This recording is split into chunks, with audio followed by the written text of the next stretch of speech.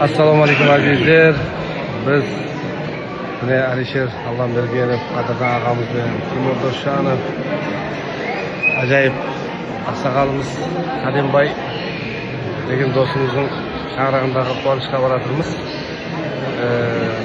5'nin 9 oktyabr aralığında 4 gün Almatı qalasında bulamiz. Eğer жақсы күйлеріңіз болса, тойларыңыз болса, міне Қарақалпақ эстрада қосушылары қызметіңізде болады.